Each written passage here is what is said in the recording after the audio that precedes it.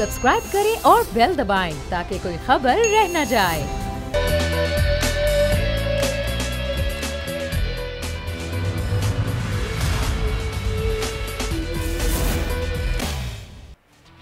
अस्सलामुअलैकुम नाजरीन, प्रोग्राम में आपको खुशामदीद कहेंगे। मैं हूं आपके साथ सहरेश जुहेब।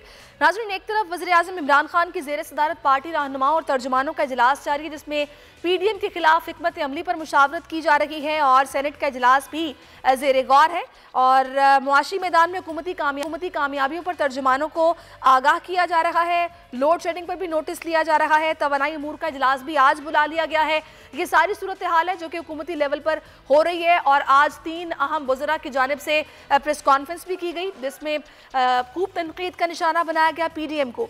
कल की जरदारी साहब की जो तकरीर थी मोहतरमा की बरसी के मौके पर, काफ़ी धुआंधार तकरीर थी, उस पर भी बात करेंगे।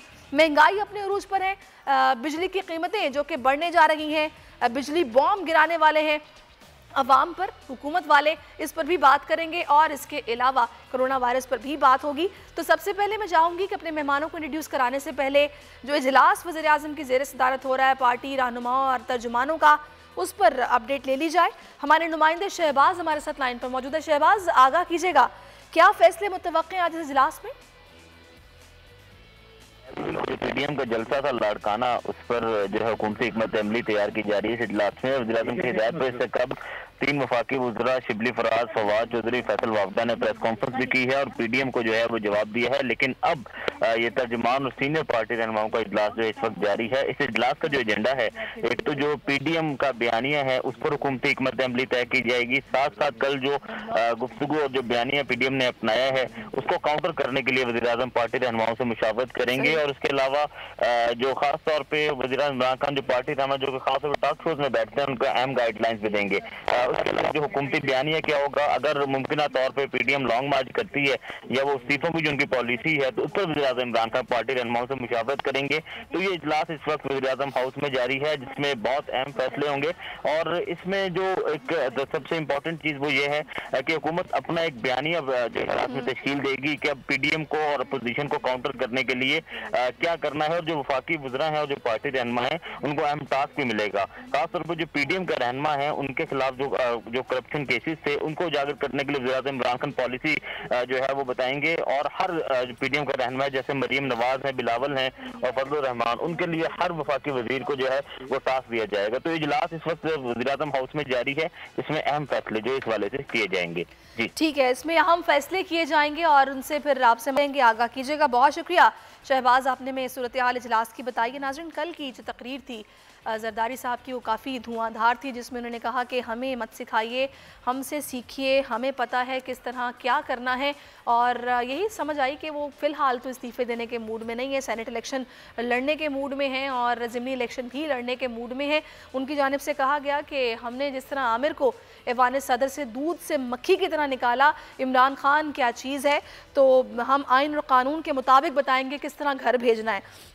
इसी सारी सूरत हाल पर बात करने के लिए और जो PDM करने जा रही है, आज मरियम आपको पता लाड़काना में ही मौजूद हैं, बिलावल ने उनको मज़ार का दौरा भी कराया है, बड़े खुशगवार माहौल में मुलाकात भी हुई है। फिर 3 जो वफाकी वज़रा जिन्होंने प्रेस कॉन्फ्रेंस की और उनकी जानिब से खूब PDM को तनकीद का निशाना बनाया गया, इस पर बात करने के लिए हमें ज्वाइन कर चुके हैं एडिटर इन चीफ नज़ीर लगारी साहब।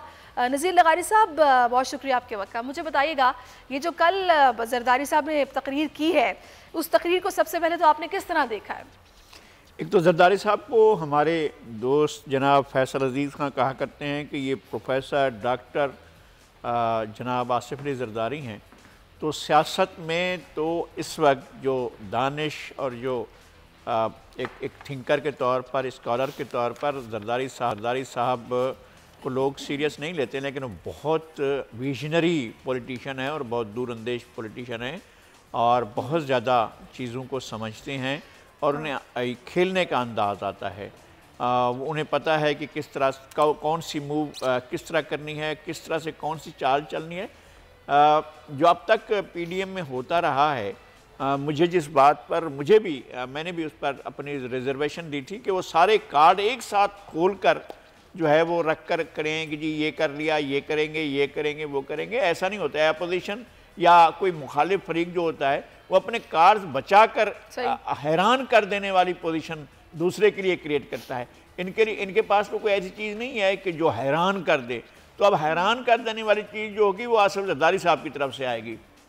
जब पूरी फ़िज़ा ये चली हुई है कि जनाब बस हम इस्तीफ़े देने जा रहे हैं और हम हाउस को, पार्लियामेंट को जो है वो पैरालाइज करने जा रहे हैं, और ऐसे में हो सकता है कि जरदारी साहब बिल्कुल दूसरी पोजीशन लें और दूसरा पॉइंट ऑफ व्यू लेकर आएँ। तो ये उनके अंदर है कि उन्हें कौन से वक्त में कौन सा फ़ैसला करना है और किस फैसले से कौन सा मकसद हासिल करना है, ये जरदारी साहब को आता है। और उन्होंने माजी में भी ये ज़ाहिर किया, जिस तरह वो ख़ुद कहते हैं कि उन्होंने कोई नहीं लगता था उस वक्त के परवेज़ मुशर्रफ साहब वर्दी उतारेंगे, तो उनने वर्दी उतारी और फिर कोई नहीं समझता था कि वो सदारत छोड़ेंगे। वो तो कहते थे जी मैं तो हाउस से 5 साल के लिए मुंतखब होकर आया हूँ, लेकिन उन्हें सदारत से अलहदा होना पड़ा, और ऐसी सूरत में अलहदा होना पड़ा था जब आज जैसी पोजीशन थी। लेकिन अभी जो बात उन्होंने कल की है, उन्होंने कहा है कि किस तरह निकालना है ये हमें पता है, हमें सोच बदलने की ज़रूरत है। ये मैसेज किसके लिए था? जाहिर सी बात है, इससे ये तो समझ आ रही है कि वो पीडीएम जो फैसले करना चाह रही है या जो इत्तेहाद फैसले कर रहा है वो उससे इत्तफाक नहीं करते। मेरा ख्याल भी यही है कि वो पीडीएम की बातों से, उनकी हिकमत अमली से, स्ट्रेटजी से, प्रोग्राम से इत्तफाक है, और जो उन्होंने तय किया उससे इत्तफाक है, जो उनके अहदाफ हैं उनसे इत्तफाक है। उनका हदफ तो ये है कि इमरान खान जो है उनका इक़्तिदार ख़त्म हो। इस पर तो जरदारी साहब को इत्तफाक है और 100% इस पर इत्तफाक है, लेकिन वो हिकमत अमली, वो स्ट्रेटजी, वो तरीक़ाकार, वो पॉलिसी क्या हो कि जिससे आइन के तहत ये सारा कुछ मुमकिन हो सके, तो वो शायद जरदारी साहब को बेहतर मालूम हो। और जिस तरह से बहुत एहतराम के साथ, बहुत इज़्ज़त के साथ हज़रत मौलाना फजलुर रहमान साहब बहुत उसी पॉइंट ऑफ व्यू पर खड़े हुए हैं जो इलेक्शन के फ़ौरन बाद अगले रोज़ जो स्टैंड उन्होंने लिया था उसी स्टैंड पर खड़े हैं। वो तो चाहते थे कि अपोजिशन पार्लियामेंट में ना जाए और कोई भी सियासी जमात जो है वो पार्लियामेंट का हिस्सा ना बने, पार्लियामेंट की प्रोसीडिंग्स का हिस्सा ना बने। लेकिन पार्लिमानी जमहूरियत में ऐसा होता नहीं है। अगर आपने जमहूरियत में रहना है, इसी अमल में रहना है, तो इसी अमल में तो आपको साथ चलना पड़ता है। लेकिन लगारी साहब, सेक्रीफाइस कौन करेगा? देखिए इस वक्त जो नून लीग है वो तो बिल्कुल इस मूड में नजर नहीं आ रही। मरियम बार बार कह चुकी है कोई बात नहीं होगी, जो बात होगी इस्तीफों के बाद होगी। वो पीडीएम के प्लेटफॉर्म को एक्टिव रखना चाहते हैं, लेकिन सेक्रीफाइस फिर कौन करेगा? पॉलिसी अगर एक नहीं होगी, अगर वो उनकी बात नहीं मानेंगे या उनकी बात नहीं मानेंगे, तो किस तरह चलेंगे साथ? मैं ये कह रहा हूँ कि आगे चलकर एक तो ये है कि पहली बात तो ये है कि इनका हदफ एक है, इनका निशाना एक है, इनका टारगेट एक है, और ये बात तय है। उनके पास खोने के लिए कुछ नहीं है। इनके पास खोने के लिए सिंध की हुकूमत है। ये कह रहे हैं कि सारे इस्तीफा दें और फिर उसके बाद ही नहीं, ये अगर जरदारी साहब ये समझेंगे कि सिंध की हुकूमत कोई कुर्बान करना है तो कर लेंगे, वो उनके लिए कोई मसला नहीं है। इस तरह की चीज़ें वो हमेशा करते रहे हैं और वो आगे बढ़कर फैसले करने के। लेकिन उनको पता है कि अगर ये हम इस्तीफे दे भी दें तो भी कोई नतीजा ना निकले तो फिर क्या होगा। व्हाट नेक्स्ट जो है वो सबसे बड़ा सवाल है। अब भी आपने जलसे कर लिए, व्हाट नेक्स्ट? आपने रैलियां निकाली, व्हाट नेक्स्ट? आपने लाड़काना में, गरी खुदा बख्श में इतना बड़ा जलसा कर लिया, व्हाट नेक्स्ट? तो फिर अब आप ऐसी पोजीशन में आ गए हैं कि पूरे का पूरा मुल्क जो है मोबिलाइज हो गया है और वह बिल्कुल ऐसे एक उभार, एक नाराजगी, एक गुस्सा जो है वो सड़कों और गलियों पर नजर आ रहा है। ऐसी तो कोई सूरत हाल नहीं है। अगर ऐसी सूरत हाल नहीं है तो फिर आपको नई हिकमत अमली बनानी पड़ेगी। सही। चले, इस वक्त हमें पाकिन साहब से शौकत बसरा साहब ने ज्वाइन किया, उनको शामिल गुफ्तगू करते हैं। शौकत साहब, ये जो जरदारी साहब की कल की तकरीर थी जिसमें उन्होंने बोला कि हमने तो एक आमिर को ऐवान सदर से निकाल दिया और दूध में से मक्खी की तरह निकाला, और इमरान खान हमारे लिए क्या चीज़ है, तो हमसे पूछें किस तरह निकालना है, हम बताएंगे, वो भी जमहूरी तरीके से। ये जो स्टेटमेंट उन्होंने दिया है ये आप लोगों के लिए इत्मीनान बख्श है या कुछ परेशान कौन है? देखिए, जो गरजते हैं बरसते हैं, जो गरजते हैं ना वो बरसते नहीं है। अगर इन्हें कुछ करना होता तो आज आप देख लीजिए इनकी तमाम स्टेटमेंट्स निकाल लें। आज गए, आज से 8 महीने पहले का खाना देख लेना, यही 11 पार्टियां थी, यही भड़कबाजी थी, यही मौला जाट की बढ़ते थी। हम इस्लामाबाद जा रहे हैं, को घर से निकाल के फारिग कर देंगे, आगे जा ही नहीं सकता। अच्छा, उसको भी छोड़ दें। अभी कुछ दिन पहले जब गिलगित बल्तिस्तान का इलेक्शन था, आप इनकी स्टेटमेंट है, हम इनको दिसंबर नहीं गुजरने देंगे, जनवरी में चला जाएगा। लेकिन गुजारिश ये है ये इस वक्त जितने भी लोग हैं इनका कोई ना तो नजरियाती इत्तेहाद है, ये सब एक दूसरे को धोखा दे रहे हैं, मुफादात के ताबे कटे हुए हैं। क्योंकि असल इशू ये है कि इनका अवामी इश्यूज नहीं है। इन्होंने जब देख लिया कि माजी में होता था कि ड्राइंग रूम में बैठ के प्रेशराइज करके रात के अंधेरों में एनआरओ हो जाते थे, बारी हूं तेरी बारी फिर साड़ी बारी, 5 दिन 5 साल मुकम्मल कर लेते थे। अब इन्होंने जलसा जुलूस भी कर लिया, में भी रात के अंधेरे में भी सारा कुछ करके देख लिया।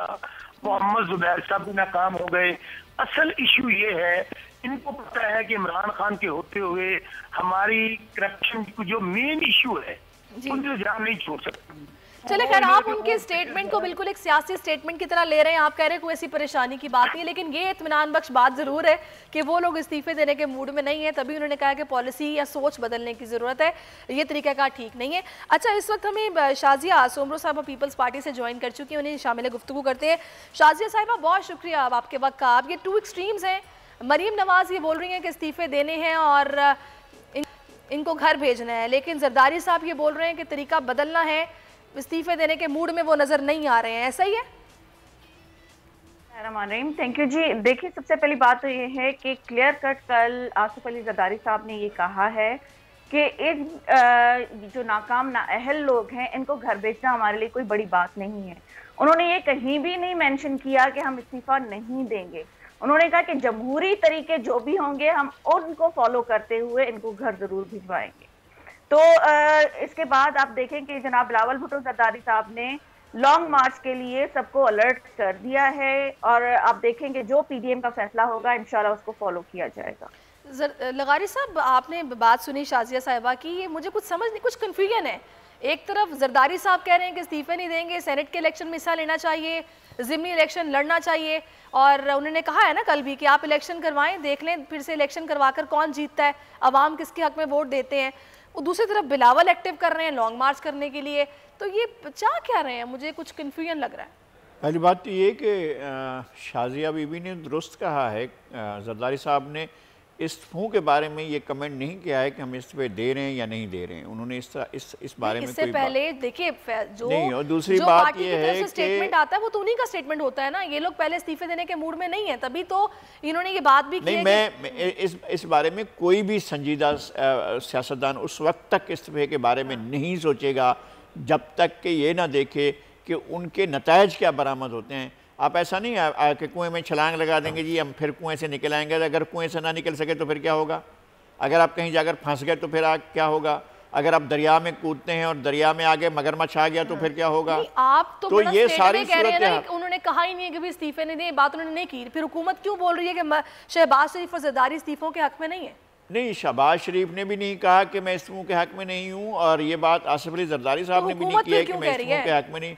हुकूमत एक मौक़िफ़ इस्टेब्लिश करती है और हुकूमत का काम यह है कि वो ज़्यादा से ज़्यादा कन्फ्यूजन अपने मुखालफिन की सफ़ों में पैदा करे, और वो इस सिलसिले में अपना एक रायनामा बनाती है। उनके पास दर्जनों तर्जुमान साहिबान हैं, वो काम करते हैं, उनके वज़रा हैं जो इस तरह से बात करते हैं।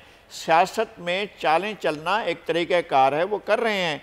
और इसी तरह से आसिफ जरदारी साहब बहुत अच्छे प्लेयर के तौर पर अपने अंदाज में खेल रहे हैं। देखें, एक बात यह है कि अगर एक दिन पहले भी कोई शख्स मुंतखब हुआ है और टाइम आ गया है कि इस्तीफे दे दिए जाएं, तो वो उसकी परवाह नहीं करेगा कि मैं कल तो मुंतखब हुआ, अभी तो मैंने आज हल्फ उठाया है और अगले दिन मैंने इस्तीफा देना है। लेकिन अगर ऐसी पोजीशन पैदा हो गई तो वो इस्तीफा देंगे। अगर इस्तीफा देने के नतीजे में भी कुछ ना निकला तो फिर तो उनके लिए इस्तीफा देना बेकार हो जाएगा। लेकिन उससे पहले माहौल बनाना ज़रूरी है। क्या अपोजिशन ने वो माहौल बना लिया? क्या अपोजिशन ने पाकिस्तान में ऐसा माहौल पैदा किया है कि जिससे लगे कि हुकूमत डामाडोल हो गई है? क्या लोगों ने हुकूमत के साथ अपना ताउन ख़त्म कर दिया है? क्या लोगों ने जो है वो बिलों की अदायगी ख़त्म कर दी है? क्या लोगों ने कोई सिविल नाफरमानी की तहरीक का साथ दिया है? क्या लोग सड़कों पर आ गए हैं? क्या लोग गलियों में आ गए हैं? क्या लोग जो हैं अब हुकूमत को मानने को तैयार नहीं है? ये सारी सूरत हाल अगर पैदा होगी है तो चलें भाई, अब आखिरी धक्का है, इस्तीफा भी दे दो, कोई मसला नहीं है। तो अब ऐसी सूरत हाल जब है नहीं तो फिर कहाँ से इस्तीफा दे देंगे? सही। चलिए शौकत बसरा साहब, एक और पॉइंट जो कि कल मरियम नवाज की तरफ से उठाया गया कि पहले बिलावल मर्दान के जलसे में नहीं आए तो आप लोग खुश हो गए, खुशी से छलांगे मार रहे थे इमरान खान कि हाँ इनका इत्तेहाद जो है वो टूट गया है, कमज़ोर हो गया है, और आज फजलुर रहमान नहीं आए। लेकिन उनका बताने का मकसद ये था कि देखिए हम साथ हैं। लेकिन सवाल वाकई ये खड़ा होता है कि मौलाना साहब का ना आना इससे इम्पॉर्टेंट क्या हो सकता है कि वो इतना मोमेंटम गेन करने के लिए एफर्ट्स कर रहे हैं और इस जलसे में ही नहीं आए। देखिए, पहली बात तो ये, मैं फिर आपको पहले जो बात कह रहा था वो यही थी कि तमाम पार्टियां अपने अपने मुफादात के लिए इकट्ठी हुई हैं। इनका इशू पब्लिक इश्यूज नहीं है। अभी जो नज़ीर लगारी साहब ने गुफ्तगू की है, उन्होंने दरिया को कुएं में बंद कर दिया है। देखें, जो लाहौर का जलसा हुआ उसके बाद ये लोग बिखरे हैं, पब्लिक बाहर नहीं निकली है। यानी कि अभी तक होता यह है कि इनके वोटर सपोर्टर बाहर नहीं आ रहे, पब्लिक तो बड़ी दूर की बात।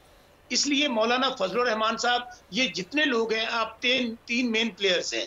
मौलाना फजलुर रहमान साहब को पता है कि उनके इर्द गिर्द के लोग पकड़े गए हैं, उनके पास कोई जवाब नहीं है कि ये दौलत कहाँ से इकट्ठी की। वो कहते हैं अगर मुझे नायब बुलाएगा तो मैं सारी जमात लेकर चला जाऊंगा। इसी तरह ये गोले वाला, मज वाला, भैंस वाला, ये सारे इनके इश्यूज हैं।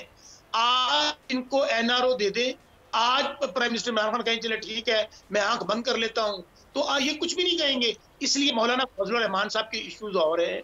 मुस्लिम लीग नून तो बंद गली में जा चुकी है। आज आप देखें इससे बढ़ के और क्या होगा। जिन लोगों ने शहीद जुल्फकार अली भुट्टो को शहीद किया, शहीद बीबी को दर बदर खिलाया, जिन्होंने गिलानी माजी में छोड़ देते हैं, यो मेमो गेट हो, गिलानी साहब इस्तीफे हो, आज एक दूसरे के पेट फाड़ने वाले सिर्फ 2 साल पहले की बात है। इनको इनके अपने मसाइल ने इकट्ठा किया है। ये समझते हैं कि अगर हम इकट्ठे होंगे हम प्रेशर डेवलप करेंगे, और बार बार ये अब इस अंदाज में ये चले गए हैं कि ये इदारों के सरबराहों के नाम लेना शुरू हो गए हैं। तो इससे बढ़कर इनकी फ्रस्ट्रेशन और कुछ नहीं हो सकती। चले, ये ठीक हो गया। मुझे शाजिया साहिबा ये बताइएगा कि बिलावल इससे पहले एक दफा बोल चुके हैं शहबाज शरीफ साहब से मुलाकात करने के बाद कि हमारे ऑपोजिशन लीडर हैं, इसको रिहा करो। तो कुछ बातें ऐसी भी हो रही हैं कि ये सिग्नल दे रहे हैं कि भी पार्लियामेंट में बैठ के मामलात को हल किया जाए। तभी कहा जा रहा है कि शहबाज शरीफ साहब अपना किरदार अदा करें। फिर मरियम बीबी ने भी ये बोला कि ऑफर्स दी जा रही हैं लेकिन हमने ठुकरा दी हैं। देखिए, सबसे पहली बात तो है जो शौकत साहब ने की है वो उन्होंने कहा कि प्राइम मिनिस्टर आंखें बंद करके इनको एनआरओ दें। सबसे पहली बात तो ये है कि एनआरओ इनसे मांग कौन रहा है। दूसरी बात यह है कि प्राइम मिनिस्टर साहब की आंखें पहले से ही बंद हैं, उनसे कहें कि आंखें खोलें और अवाम की मुश्किलात के लिए बात ठीक है। लेकिन शाजिया साहिबा, मेरा सवाल आपसे यही है कि क्या आपकी पार्टी में क्या सोच है, मतलब क्या मैं उसी तरफ ही मतलब आप लोग भी यही चाह रहे हैं कि पार्लियामेंट में बैठ के मामलात हल हो? अगर आप मुझे बात पूरी करने देंगे तो मैं बात पूरी कर सकती हूँ, अगर आप बीच में इंटरप्ट करेंगे तो मैं नहीं बात कर सकती। तो देखिए जी, सबसे पहली बात यही है कि आप लोगों ने, जब आपको अपोजिशन ने टाइम दिया कि जो अवामी इशू हैं उनको डिस्कस करें, करप्शन का नारा अगर आप लगा के आए थे तो इदारों को आजाद करें और उनको काम करने दें, तो इदारे अपने काम करेंगे। और आप लोगों को सिलेक्ट करके अगर जिस चीज के लिए बिठाया गया है वो काम करें। उसके लिए तो प्राइम मिनिस्टर साहब ने मान लिया कि हम तो नाअहल हैं जी, 2.5 साल से तो हमें पता ही नहीं चला कि क्या हम कर रहे हैं, क्या करना चाहिए, हमारी टीम नाअहल है। और शफलिंग आप कर रहे हैं कैबिनेट में, आपने अभी तक कोई अवामी मसला हल किया है? अभी तक आपने गैस का, आपने मेरे सवाल का जवाब अभी भी नहीं दिया। आपने मेरे सवाल का जवाब नहीं दिया।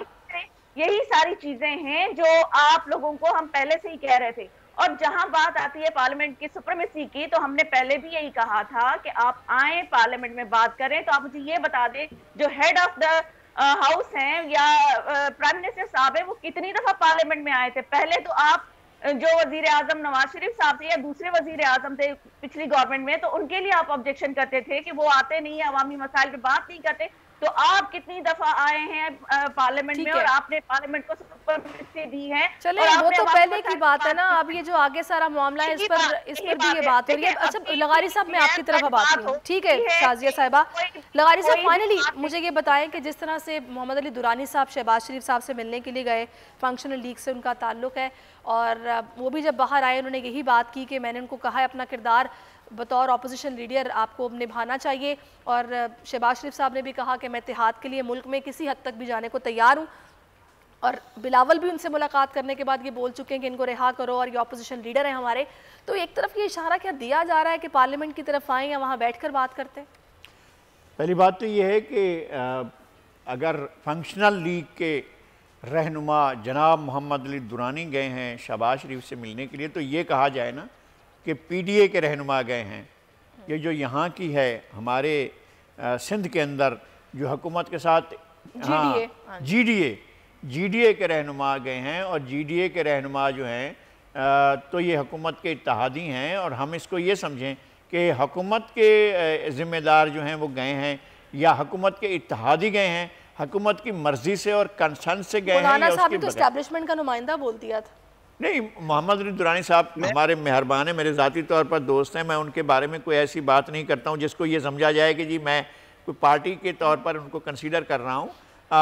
उनसे बेशुमार हमारे इख्तलाफात हैं, हमने आपस में बड़े झगड़े भी किए हैं, लेकिन वो मोहम्मद अली दुरानी साहब गए तो अगर इस्टेब्लिशमेंट की नुमाइंदे के तौर पर गए तो भी ये बात वाज़ेह होनी चाहिए, और अगर GDA के रहनुमा के तौर पर गए तो भी ये सूरत हाल वाज़ेह होनी चाहिए, ताकि पता चले कि क्या मुज़ाकरात का कोई अमल शुरू हो रहा है। चले इसी पर ऐसा करते हैं, शौकत बसरा साहब से पूछते हैं। शौकत साहब, क्या आप लोगों ने कोई कोशिश की है, जो कि मरियम बीबी ने फिर कहा कि ऑफर्स आ रही हैं लेकिन हमने ठुकरा दी है? पहली बात तो सुन ले, ना लॉन्ग मार्च होगा, ना धरना होगा, ना इस्तीफे होंगे। अब मैं आपको खबर दे देता हूँ, जिस तरह आप लोगों के जराए हैं, ये मोहम्मद अली दुरानी साहब इनको अपोजिशन को सेफ एग्जिट देने गए हैं, उनको रास्ता देने गए हैं, क्योंकि इस वक्त हालात इनके अंदर ये हैं कि मौलाना साहब धरना देने की धमकियां दे रहे हैं, लाड़काना को घेरने की धमकियां दे रहे हैं, जरदारी साहब और इनके आपस में तल्ख कलामियां हो चुकी हैं।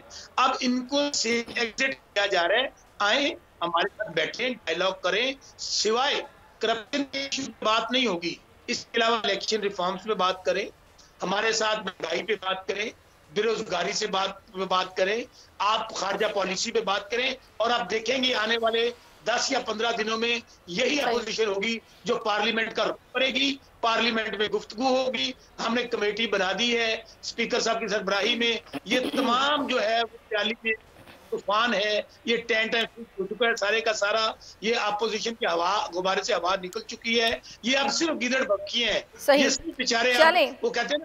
ठीक हो गया शौकत बसरा साहब, बहुत शुक्रिया आपका, आप हमारे साथ मौजूद रहे हैं, गीदड़ भपकियाँ बोल रहे हैं इनकी बातों को, बहुत शुक्रिया शाजिया सोमरो साहब आपका भी। और नाज़रीन, सूरत हाल यही है अभी जो हमारे वाक़ई वज़रा ने भी आके बातचीत की, उन्होंने भी यही तनकीद की है कि आपने तो आर्मी चीफ को खुद मुंतखब किया, खुद ही तौसी दी, और आज मसला क्या हो रहा है, पूरे का पूरा ख़ानदान मुल्क से भागा हुआ है, और अगर इनके हक़ों में फ़ैसले आए तो अदालतें अच्छी हैं, आज़ाद हैं, अगर ना आए तो सब कुछ ख़राब है, मुल्क में अफरा तफरी फैलाना चाहते हैं, इसके अलावा इनका कोई मकसद नहीं है।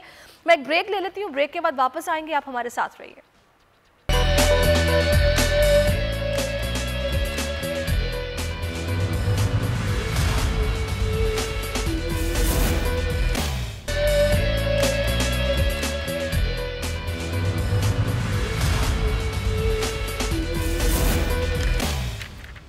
वेलकम बैक नाजरीन, और अपने प्रोग्राम के दूसरे हिस्से में हम बात करने जा रहे हैं महंगाई पर, क्योंकि पेट्रोलियम मसनूआत की कीमतों में इजाफे का इम्कान जाहिर कर दिया गया है, और बिजली महंगी करने की बात भी वज़ीर आज़म कर चुके हैं, और उनकी जानिब से कहा गया है कि अगर मैं खुद अपनी आवाम से बात करूँगा, अगर बिजली महंगी नहीं करेंगे तो हम कर्जे अदा नहीं कर सकते, हमारी मजबूरी है, हमें बिजली महंगी करना पड़ेगी, आवाम पर यह बोझ पड़ेगा।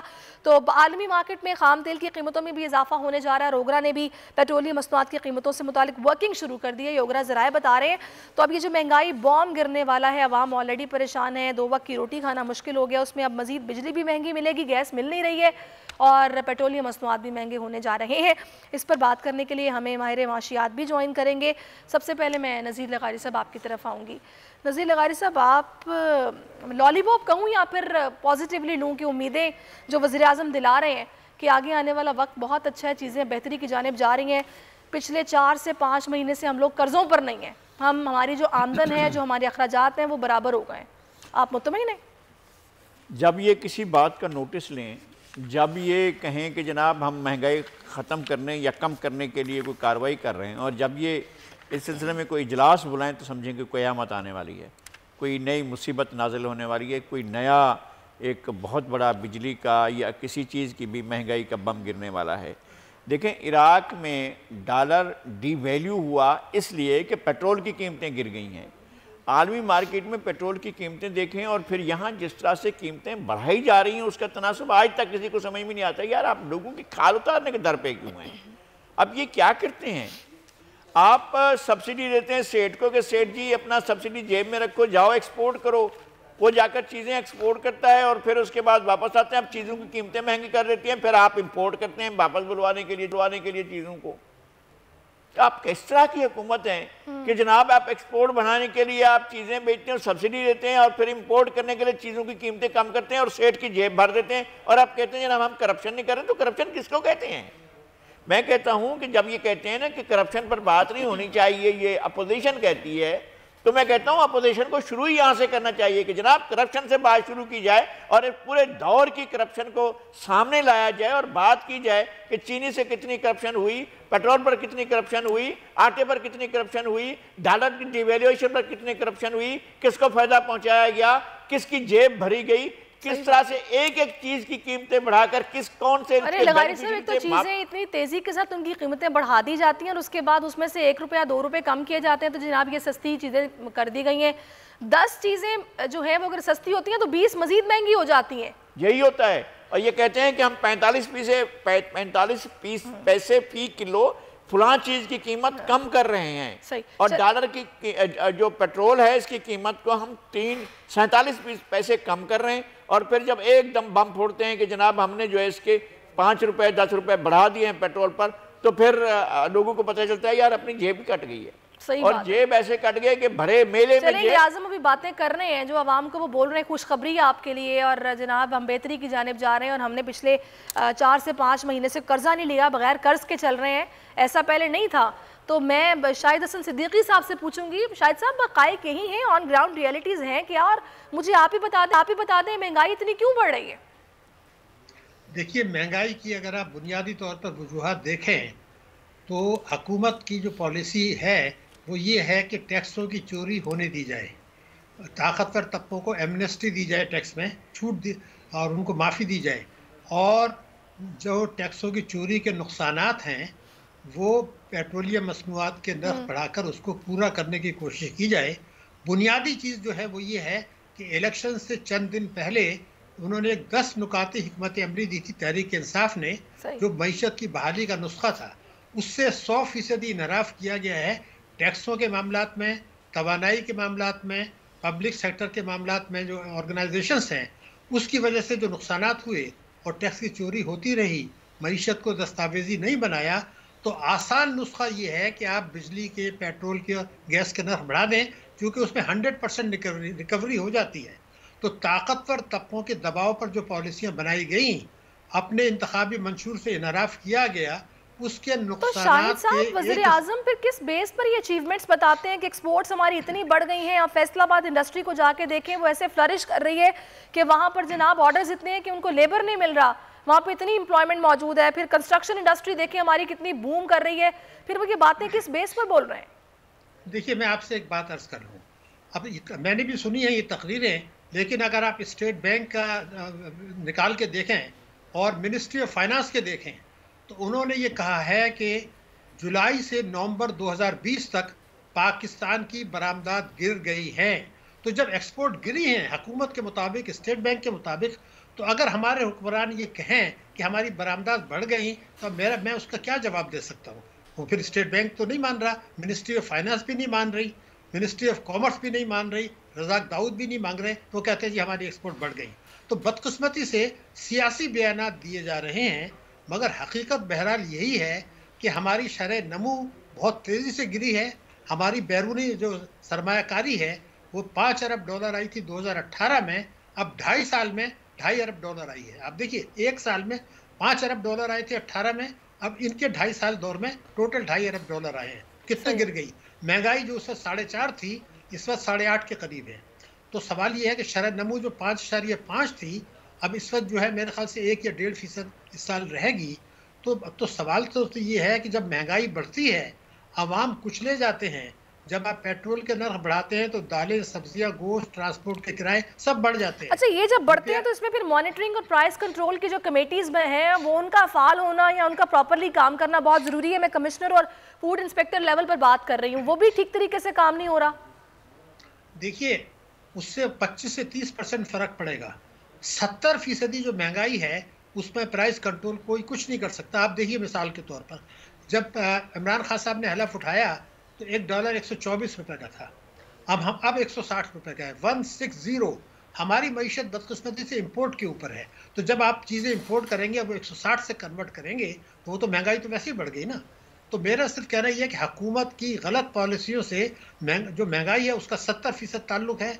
और प्राइस यहीं पे मैं आपको शायद से थोड़ा सा रोकूंगी लगारी साहब, ये जो गलत पॉलिसीज़ की बात हो रही है और थोड़े दिनों पहले वज़ीर आज़म का वो बयान जिसमें उन्होंने बोला कि टीम बनाने के लिए वक्त चाहिए होता है और पहले से ब्रीफिंग मिलनी चाहिए नई आने वाली हुकूमत को, और अब हम ये नहीं कह सकते कि ना तजर्बाकारी है, अब तो हमें परफॉर्म करके दिखाने का वक्त आ गया, जिस पर काफ़ी पीडीएम ने वावेला किया है कि अगर नहीं था तजर्बा तो क्यों आए थे, अपने सिलेक्टर्स को बताते ये वो।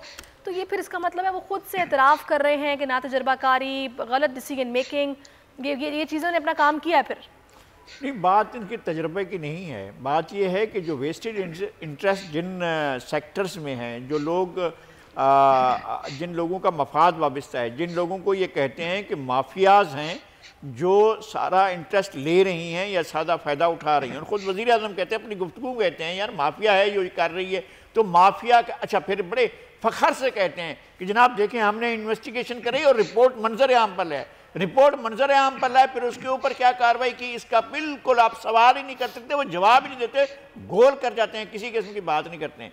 आपने मैशत को बर्बाद किया है, और बर्बाद किया है अपनी, एक तो उनकी अपनी फाइनेंशियल नाअहली थी, दूसरा ये डिक्टेशन इन्होंने ली, उनसे जो कहा गया वैसे ही किया गया, और ये नहीं था कि सिर्फ आप जिनसे कर्जे ले रहे थे या जिनसे आप अपनी मॉनिटरी बेनिफिशरीज आप हो रहे थे उनसे आप उनकी डिक्टेशन लेते हैं, इन्होंने तो अपने लोकल सेठ की जो है उसके मफादात के लिए लिया। वो अच्छा, तो कहते हैं बैंक करप्ट था, ये मुल्क दिवालिया करके छोड़ के गए थे, तो चल रहा था ना ये। अभी तो हमारे मोहतरम जनाब शाहसन सिद्दीकी साहब बता रहे हैं ना कि 5.5% हमारी शरह नमूद थी ना, या ऐसे थोड़ी है कि हमने घर घर बनाई हुई थी, आपने 1% से नीचे लेकर गए हैं, तो ये कोई ऐसा थोड़ी है कि वो किया गया। अच्छा, जरदारी साहब के दौर में वो खुद कहते हैं कि हम $25 अरब से ऊपर ले गए थे अपनी एक्सपोर्ट्स को, और एक्सपोर्ट्स को फिर उन्होंने सस्टेन किया, वहाँ तक रखा, और जो डिफरेंस था हमारा,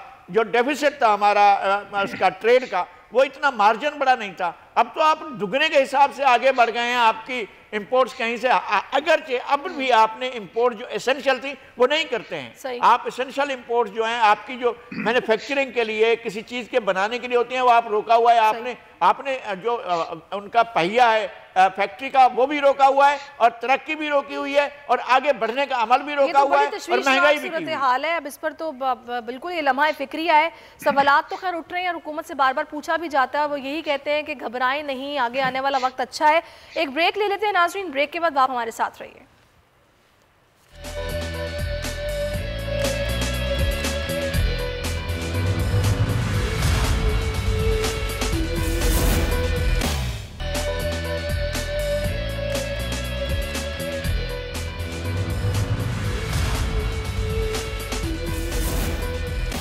वेलकम बैक नाज़रीन। इकोनॉमिक एक्सपर्ट शाहिद हसन सिद्दीकी साहब हमारे साथ ही मौजूद हैं, नज़ीर लगारी साहब भी हैं।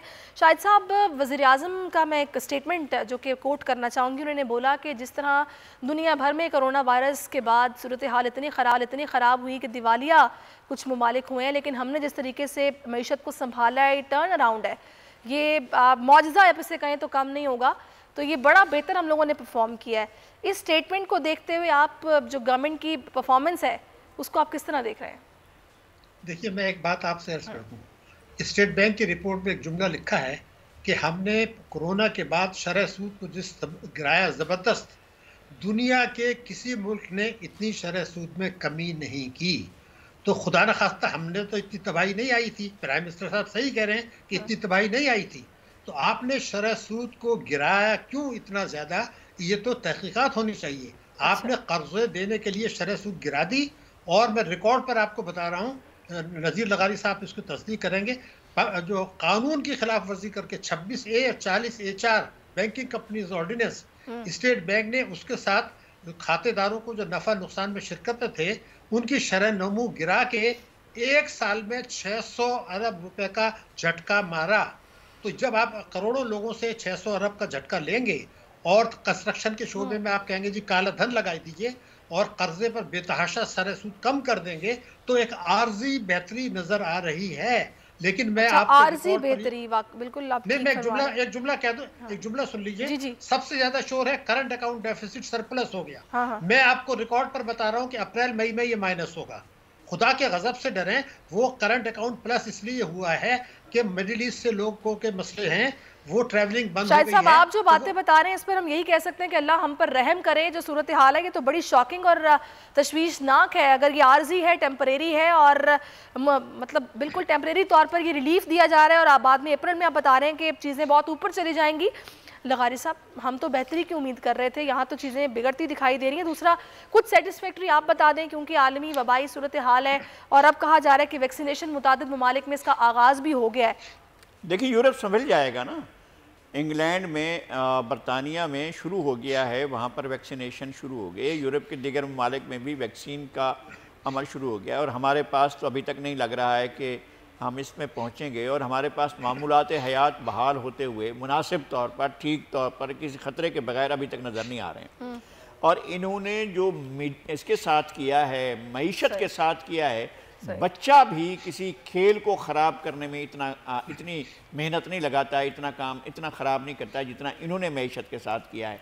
इन्होंने क्या किया है आप देखें, एक तो कैपिटल फ्लाइट पहले अदवार में ये हुआ कि कराची से पूरा का पूरा कैपिटल भगाया गया, बाकायदा उसके हर जगह पर जाकर पालतू गुंडे बिठाए गए ताकि वहाँ से पैसा भागे, लोग भागें और ले जाकर कहीं इस्तेमाल करें। वो जो है कहीं बांग्लादेश में जाकर लगाएं, ऑस्ट्रेलिया में जाकर लगाएं, अफ्रीका में जाकर लगाएं, कनाडा में जाकर लगाएं, यहाँ से निकल जाएं। और उसके बाद आपने देखा कि आपने कॉटन ग्रोइंग एरियाज़ में आपने शुगर की काश्त की और वहाँ पर आपने कॉटन, अब हम जो दुनिया में बेहतरीन एक्सपोर्टर थे और हम कॉटन एक्सपोर्ट कारपोरेशन जैसे इदारे चलाया करते थे, अब हम कॉटन इंपोर्ट कर रहे हैं। बिल्कुल आप ठीक कह रहे हैं। बिल्कुल रियल एस्टेट में भी मैं बस आखिर में ये बात करता हूँ कि रियल एस्टेट का धंधा ये इस वक्त तक है जब तक कि इनकी हुकूमत चल रही है, उसके बाद इतना बड़ा क्लैप आएगा, जिन लोगों ने घर बुक कराए हैं वो रोते फिरेंगे। बिल्कुल सही कह रहे हैं आप। बहुत शुक्रिया नज़ीर लगारी साहब और शाहिद हसन सिद्दीकी साहब, आपका वक्त बिल्कुल ख़त्म हो गया।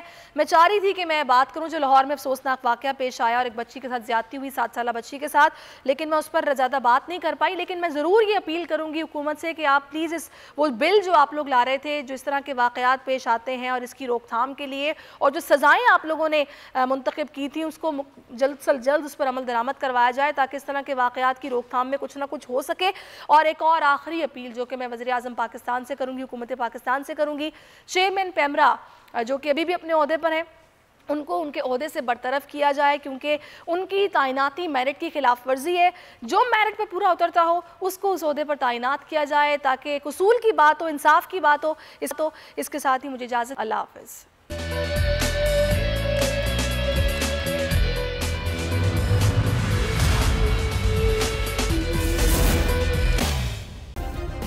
सब्सक्राइब करें और बेल दबाएं ताकि कोई खबर रह न जाए।